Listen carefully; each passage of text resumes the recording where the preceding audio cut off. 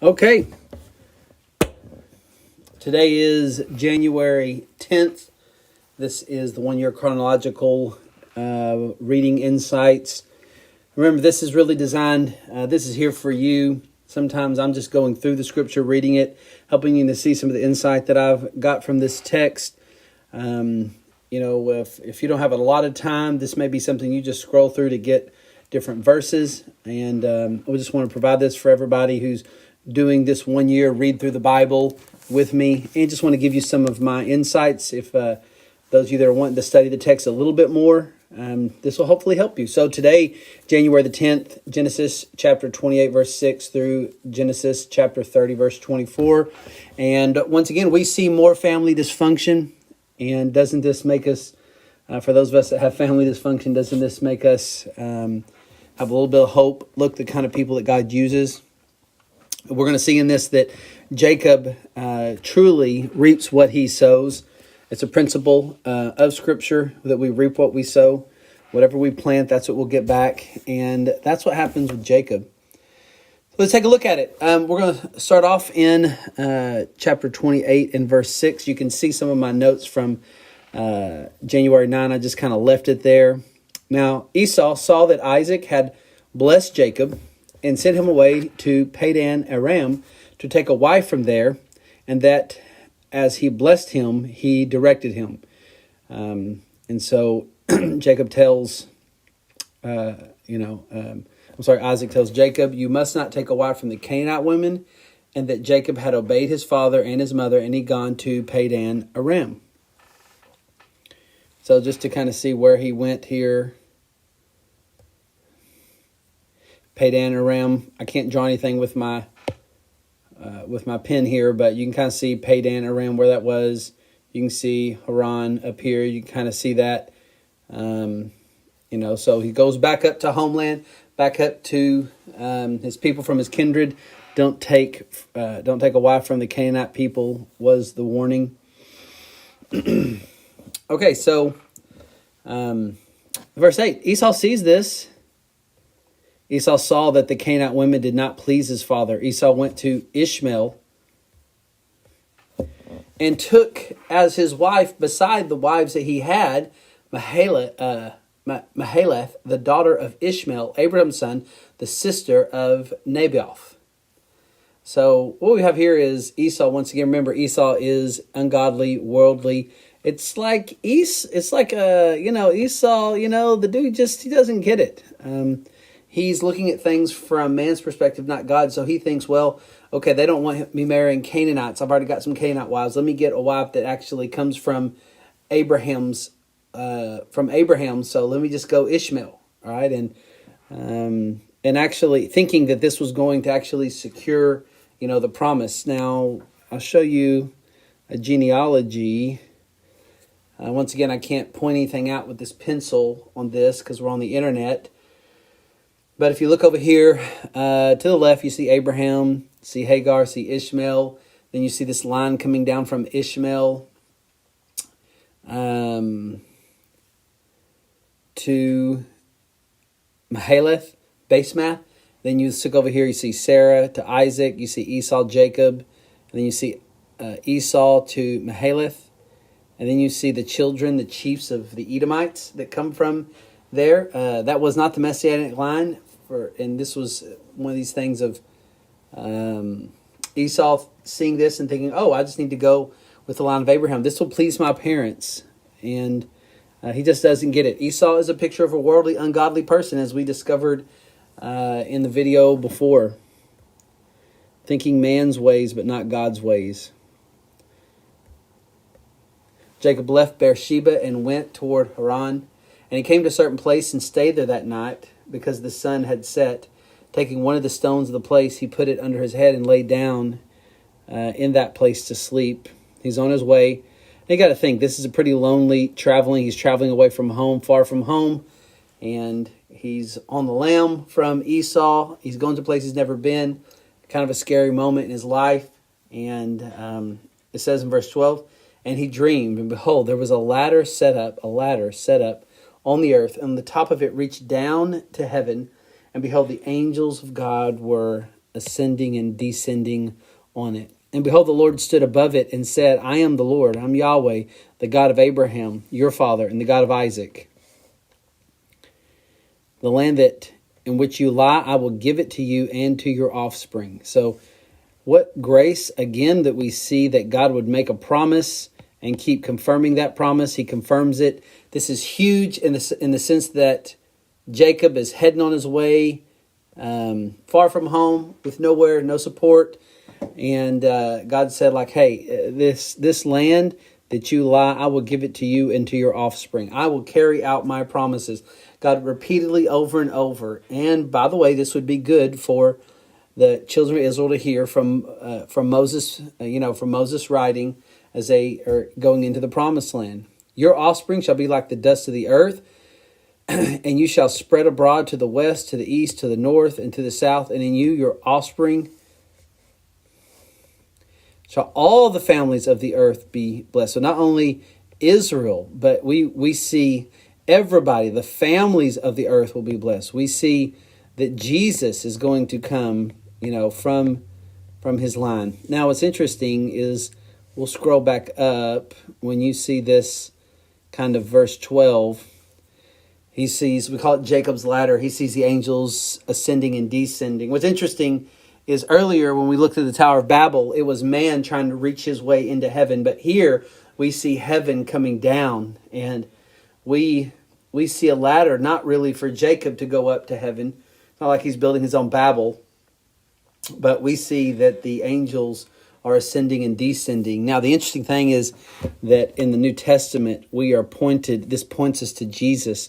People, you got to understand, when we're reading the Old Testament, this Old Testament book is connecting us to Jesus. It is preaching the gospel message. God is preparing the way.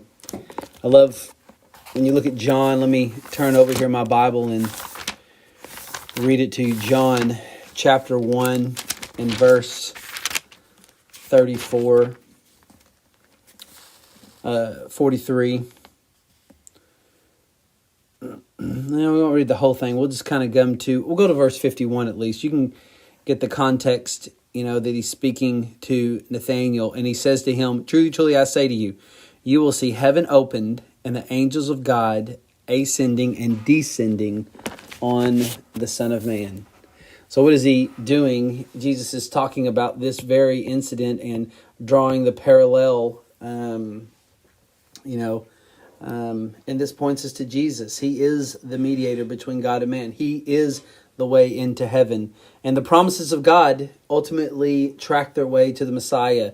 Of course, there is an element here that these track their way through an ethnic offspring, the Jewish people. So we come right here to verse 15. He said, I'll be with you. I will keep you wherever you go, and I will bring you back to this land. What a great grace that God reminds him, I will bring you back to this land. Because this was a scary moment for him. He's going far from home. I mean, this is a scary thing. For I will not leave you until I have done what I have promised you. Aren't you so glad we serve a promise-keeping God? He has promised that he has a place for you if you are in Christ. He promises that God makes all sorts of promises, that your sins will be forgiven through the shed blood of Christ, that he's got a place for you in glory.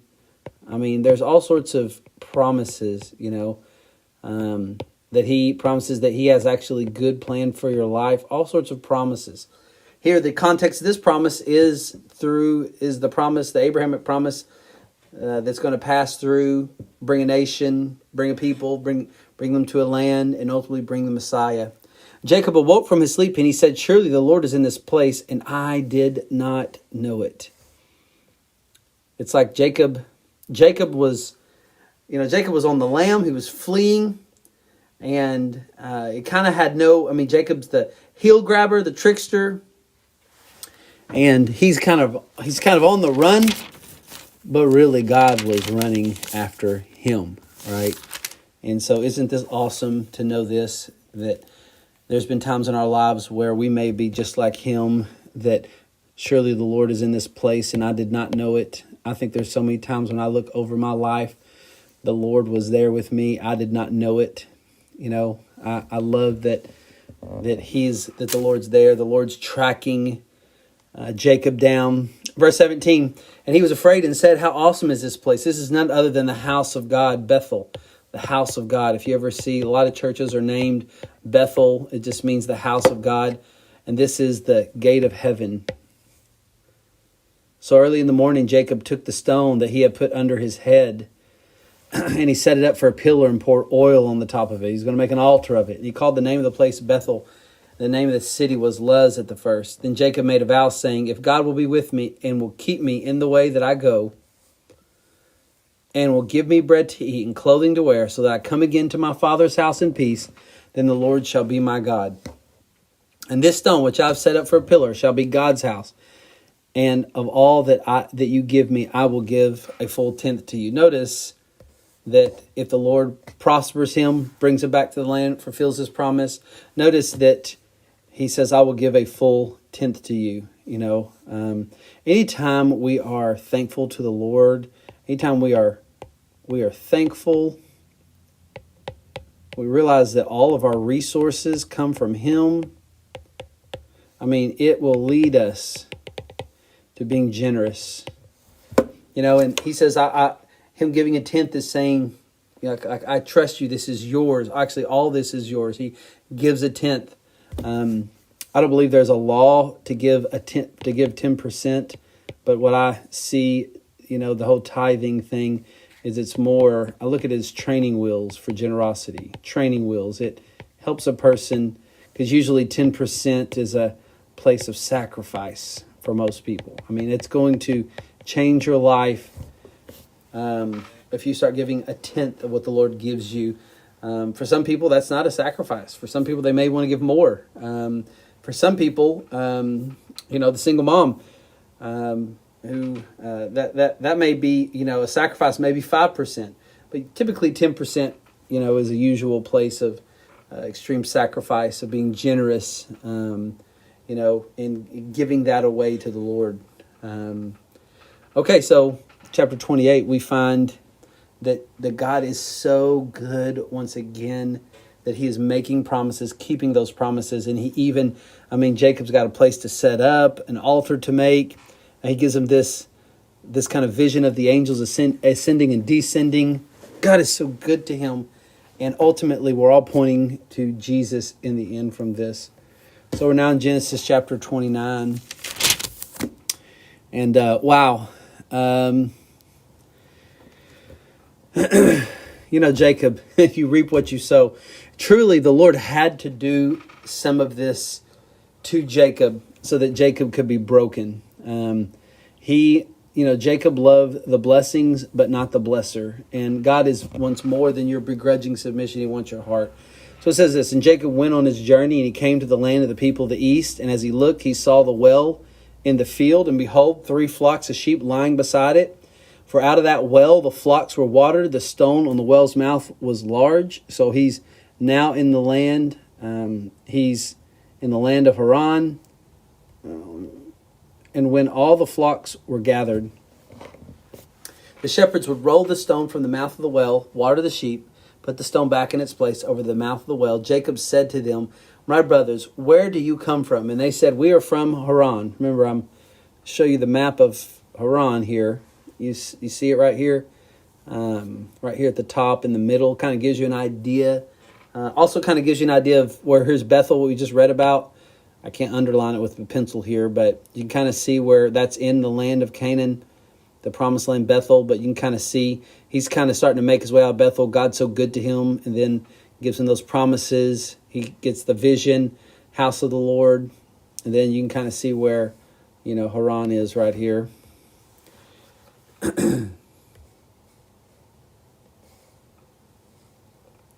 And he said to them, Do you know Laban, the son of Nahor? They said, we know him. And he said to them, is it well with him? They said, it is well. And see, Rachel, his daughter, is coming with sheep. Already now when he said, oh, Rachel, his daughter, and you know where Laban, he's basically wanting to know where is his mom's brother. And so if bump back over here to a genealogy, that you can take a look at. So you've got at the top, you've got Nahor, you got Terah. Then in the middle, you got Nahor. Then you can kind of see from Nahor and Milcah come all these different kids. But then you have Bethuel. From him comes Rebekah and Laban. So Laban is Rebekah's brother. And Jacob is looking for the kindred of his mother. And all of a sudden he gets there and he finds it. Praise the Lord. So he finds Rachel. Now there's two. There's Leah and Rachel. And he really has his eyes set on Rachel. But the custom of their people is that Leah, the older, go first. We're about to find out more about that here in a little bit. So he said, "Behold, it is high day. Is it not time for the livestock to be gathered together, water the sheep, and go pasture them?" But they said, "We cannot until all the flocks are gathered together. The stone is rolled from the mouth of the well when we water the sheep." And while he was still speaking with them, Rachel came with her father's sheep, for she was a shepherdess. As soon as Jacob saw Rachel, the daughter of Laban, his mother's brother, the sheep of Laban. Remember, he was looking for someone from his mother's kindred. So, boom, here you go. He already sees the hand of God. And the sheep of Laban, his mother's brother, Jacob came near and rolled the stone from the well's mouth and watered the flock of Laban, his mother's brother. Then Jacob kissed Rachel and wept aloud. I always wonder, that seems to be very out, just to go and kiss her. Seems to be out of custom. So I wonder, what else happened, at this moment right here that led to that, and everything seemed to be okay. But you can see that it's kind of this love at first sight, which I, by the way, caution with that idea. But he wept aloud. He thought, you got to understand how big this is for him. He is left, he's far from home, all the way in Haran, and all these promises. And remember, his father Isaac was not to be taken out of the promised land to find his mother Rebekah. Abraham was like, no, don't send him away. And so it wasn't usual for now the patriarchs to leave. His grandfather Abraham had a burial plot there, and so this is where the family was to stay. The promise was there. This is huge. You can kind of see the relief that he thinks he really kind of sees the hand of God in this. And Jacob told Rachel that he was her father's kinsman and that he was Rebekah's son, and she ran and told her father. And as soon as Laban heard the news about Jacob, which, by the way, Jacob and Laban, these two guys, they kind of deserve each other here for a little bit.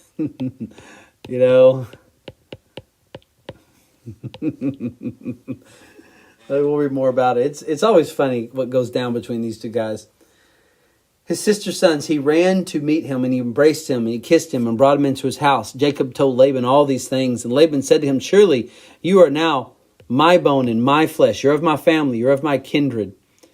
He stayed with him a month. Everything's looking okay at this point. And Laban said to Jacob, "Because you are my kinsman, should you therefore serve me for nothing? Tell me, what shall your wages be?" Now Laban had two daughters. The name of the older was Leah, and the name of the younger was Rachel. Rachel's eyes were weak, but Rachel was beautiful in form and appearance. So apparently Rachel was very, very beautiful. Just like Rebekah, and just like Sarah before, these early patriarchs, their wives seemed to be very beautiful. Leah's eyes were weak, so potentially not as pretty as Rachel. So Jacob loved Rachel, and he said, "I will serve you 7 years for your younger daughter Rachel." Now we see. Remember, Jacob is a trickster. He's always wanted the blessing, but not the blesser. He wanted the stuff and the goodies more than he wanted God, and you can see that Jacob's about to meet his match in Laban here. So Laban said, "It is better that I give her her to you than I should give her to any other man. Stay with me. Now, Jacob's idea is that he's going to be, working for Rachel. He understands give her to be Rachel. Laban, up here, he's got another plan. So Jacob served 7 years. 7 years he worked for Rachel. They seemed to him, isn't this the most romantic thing that you... They seemed to him but a few days because of the love he had for her. I mean, he was, excited for his bride. And, of course, this is kind of how any man who is looking forward to marrying his bride, he should really think. But we see the romance here. He is looking forward to the marriage. He and Laban have agreed to the terms. Then Jacob said to Laban, give me my wife, that I may go into her, for my time is completed. So Laban gathered together all the people of the place, and he made a feast. Now it's interesting, when you have a feast, there's food, but at anything like this, there's also wine. Okay? Hold that in your head. But in the evening, he took his daughter Leah and brought her to Jacob, and he went into her. We're kind of like, where, Leah, wasn't it supposed to be Rachel? Yes, but Laban pulls the old switcheroo. Laban is a trickster, just like Jacob. Jacob is kind of reaping what he sowed. Like, although this is not, so here's what's great about the children of Israel reading this. Man acts sinful. Man is unfaithful. Does not keep his promises, but yet God keeps his promises. And even though man tries to foul up the whole entire thing by his perverse wickedness, God in the end still brings about what he has designed, even in spite of man. And it's great for Israel to get this message about how faithful God is. So he comes in to Leah instead of Rachel. He went into her. He was tricked. Now you wonder, how did he not know that he was with her, with Leah, not Rachel? Well, apparently, this is what I think. We don't know for sure, but reading behind the lines, since there was a feast, I'm thinking there was quite a bit of wine. And I would not be surprised if somehow Laban was making sure that Jacob over here, that he made sure and had his fill. And, it does mention that it was evening, so it was dark. And sometimes in Middle Eastern culture, on the wedding night, there's a veil, and you're kind of really covered. So there's a possibility. Also, since they were sisters, since Leah and Rachel were sisters, they more than likely had very, if it's dark, very similar body shapes. And sitting in a kind of culture like theirs, it's not as if he probably had robust conversations with both of them all the time. And so it maybe he couldn't even recognize the voice. I would say that I'm pretty sure Leah was in on, this. So Leah just might have stayed kind of silent through the night just to kind of make sure that nothing happened. She wanted to have children. This was, obviously she was in on this. So Laban gave his female servant Zilpah to his daughter Leah to be her servant. In the morning, behold, it was Leah. What? Jacob wakes up and he sees, this is not what I thought. And Jacob said to Laban, what is this you've done to me? Did I not serve you for Rebekah? And why then have you deceived me? By the way, doesn't this sound familiar? Didn't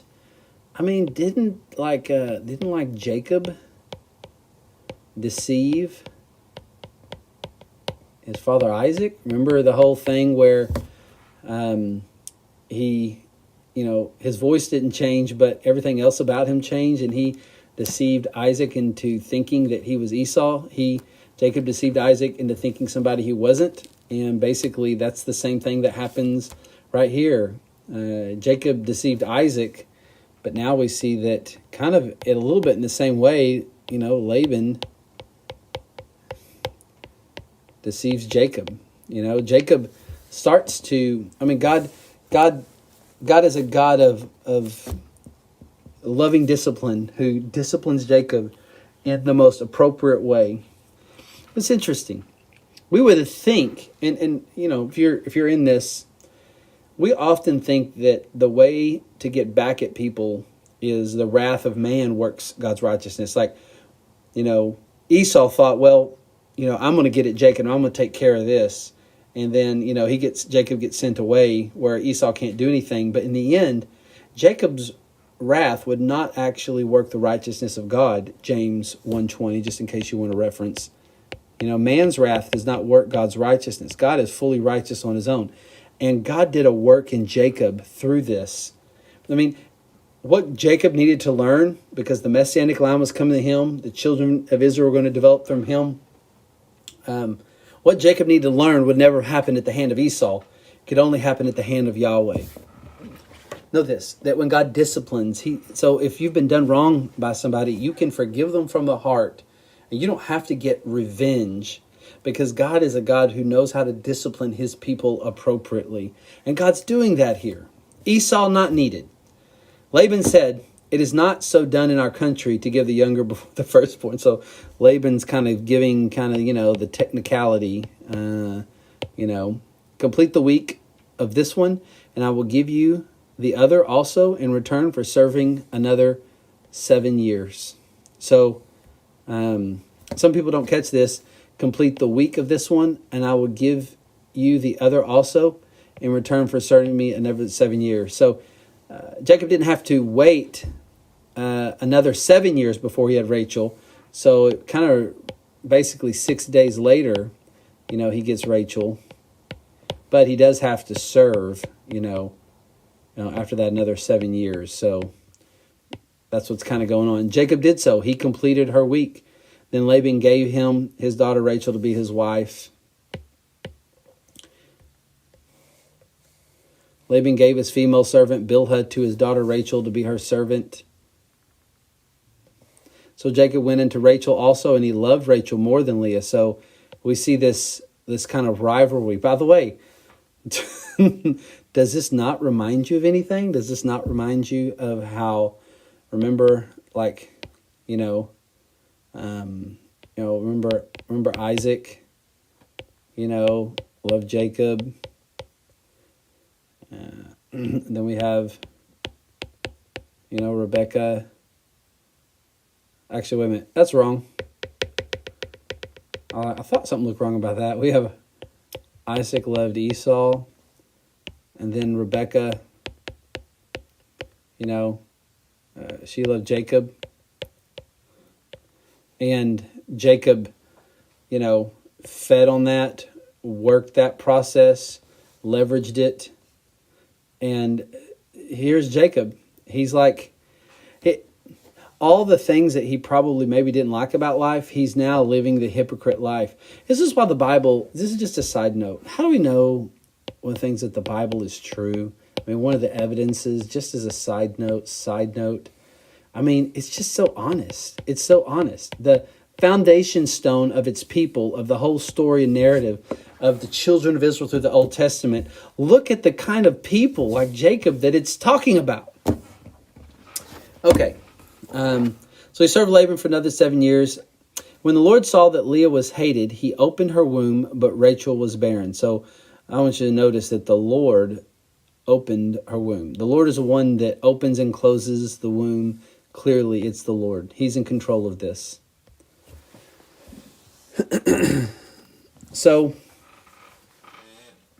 But Rachel was barren. So now we see that Leah is going to start having babies here, and God opens her womb. Leah conceived, and she bore a son, and she called his name Reuben, for she said, because the Lord has looked upon my affliction, for now my husband will love me. So each of these kids, their names mean something. Reuben means, see, a son. She's like, see, I've got a son now. Now I'm going to be loved. And now you're going to start to see, man, complete dysfunction happening right here. Man just living according to his own ways, but yet man can't thwart the promises, the purposes of God. So she has Reuben. She conceived again and bore him a son. She said, because the Lord has heard that I am hated. he has given me a son, and they called his name Simeon, which means heard. So there these names that they're giving these children. These will be the 12 tribes of Israel. Eventually, all descend. Again, she conceived and bore a son, and said, "This time my husband will be attached to me, because I have borne him 3 sons." Therefore, she called his name Levi. Of course, these are where the priests are going to come from eventually in the future. You find on the 12 tribes of Israel, this tribe has no land, and so they are part, but they actually aren't listed in the 12 tribes as far as having land allotment. But these are the priests. By the way, this is, from this line, this is going to be a line that John the Baptist, he comes proclaiming, preparing the way for Jesus, okay? The priests are going to point us to Jesus, that they handle the sacrificial system. And this comes, this comes from Leah, okay? The one that was not as favored. God's in control of this whole thing. When you think you don't have God's favor, God is the one who decides that. And she conceived again and bore a son, and said, "This time I will praise the Lord." Therefore, she called his name Judah. And of course, Judah, this is the tribe that Jesus comes from. This is the tribe where we get Jesus. He's the Lion of the tribe of Judah. Therefore, she ceased bearing. Now, providentially, it could have stopped right here. Now, but God had a bigger plan. In spite of man's sinfulness, God still gets the glory in the end. So she has these children. It doesn't stop right here. Now we'll go over to chapter 30, continuing on in the story, chapter 30. And Rachel saw that she bore Jacob no children. She envied her sister. You know what's interesting? You see that, Rachel couldn't have children right off, but Leah could. And that seems to be abnormal, because remember, Rebecca couldn't have children right off. It took 20 years. And then you have Sarah before, took 25 years. And now we see Rachel having that same problem. She saw that she bore Jacob no children. She envied her sister. So she said to Jacob, "Give me children or I die. Give me children or that's it. Life won't be worth living." Which, by the way, that's such a heavy burden on any woman that wants children and can't have one. The Lord bless you if that's ever you, or you have someone in your life. But that's not a true statement. That's not a true statement. But you can see the passion and angst that's in her soul. Jacob's anger was kindled against Rachel, and he said, "Am I in the place of God, who has held from you the fruit of the womb?" He's just kind of frustrated. Husbands get like that when they, I think he's really angry because he can't fix it. That's one of the hardest things as a husband.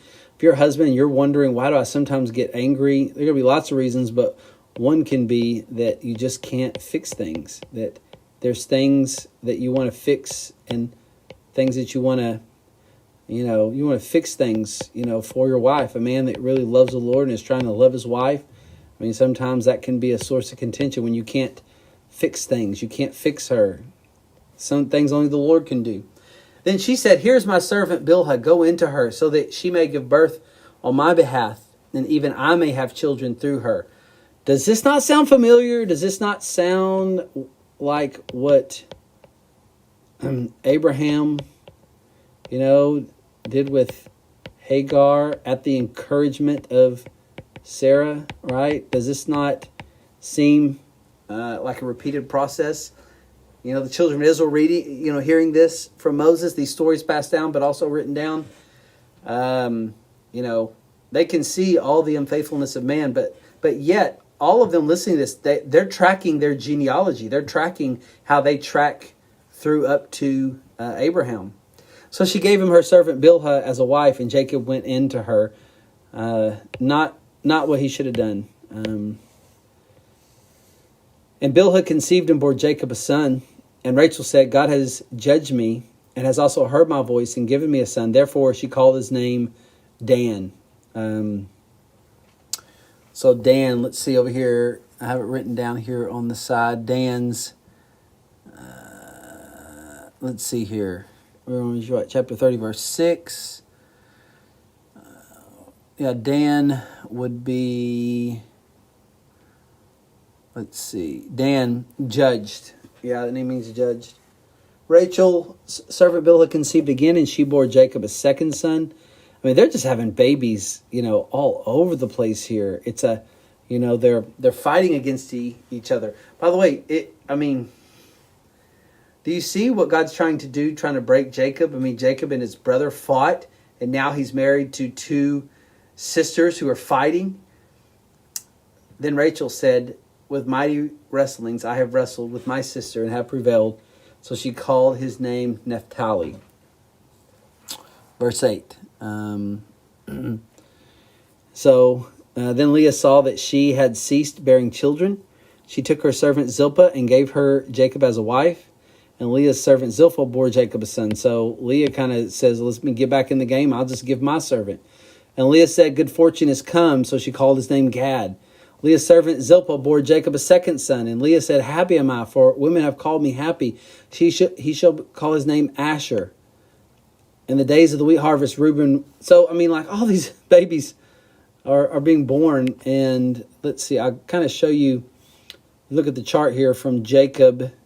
You see Zilpah, Leah, Rachel, Bilhah. And then if you kind of look, you can kind of see how they're kind of numbered. You see Jacob and Leah, the older. You can see, Reuben, Simeon, Levi, Judah, 1, 2, 3, 4. Then the fifth child that the 12 tribes of Israel come from.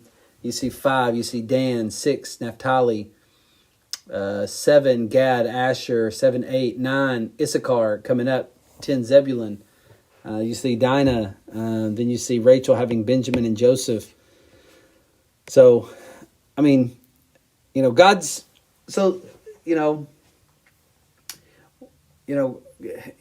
God's intent is one man, one woman, covenant of marriage.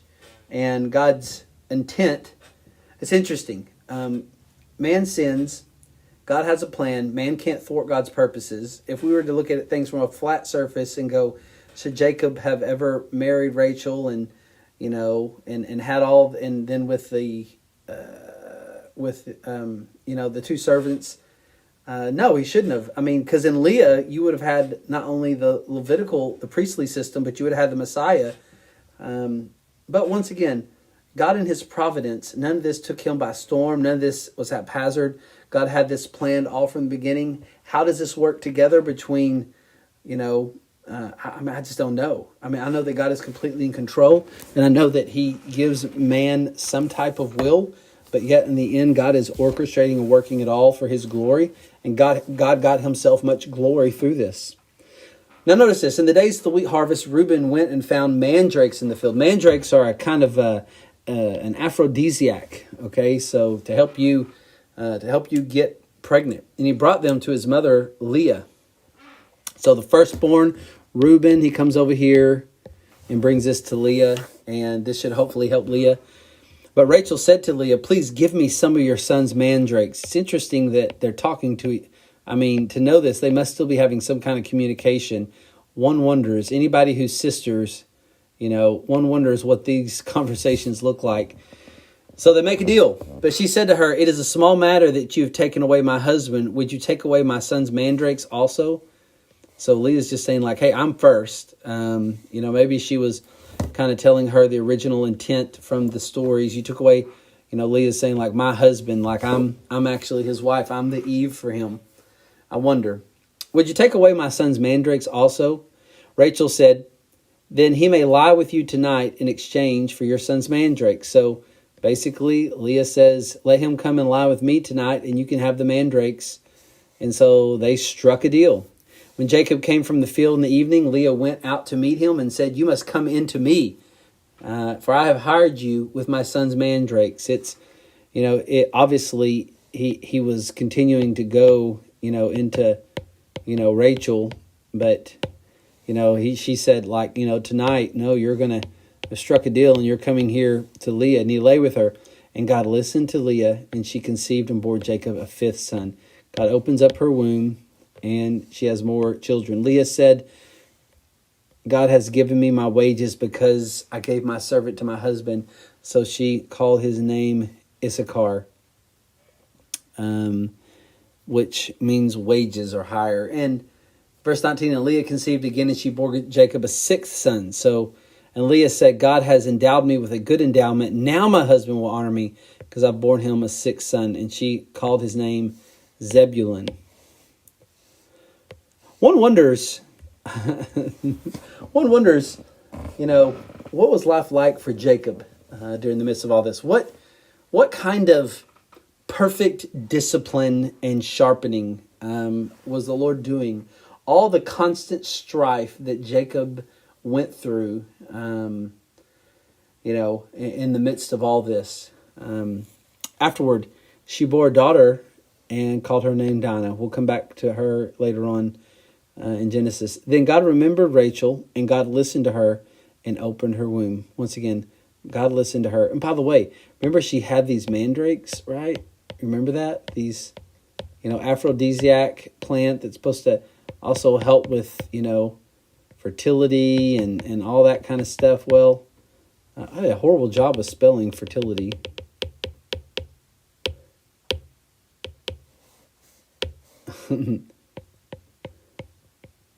There you go.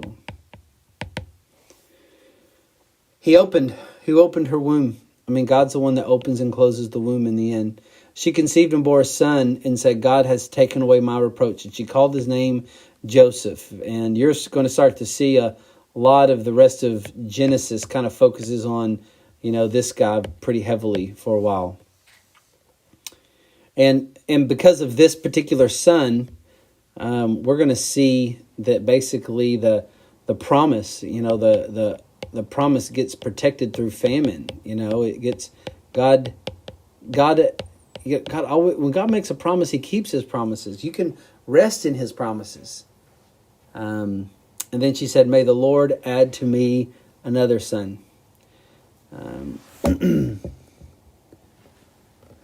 Now let's see. We went to it. Let's see. Yep. That's where we actually stopped today. So January the 10th, that's the end of today's. Hope this was helpful for you. And as always, you can always reach out, ask questions, or text me 901-304-9979. Lord